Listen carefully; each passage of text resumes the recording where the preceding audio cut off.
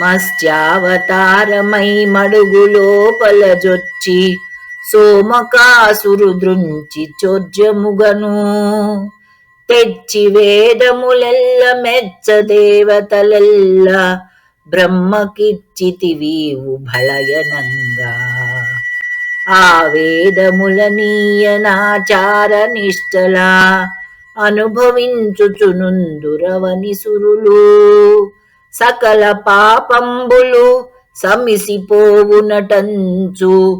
మనుజులందరు నీదు మహిమ తెలిసి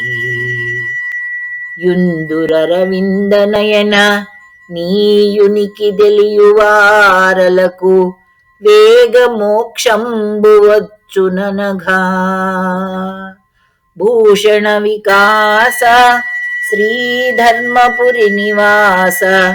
దుష్ట సంహార నరసింహ దురిత దూరా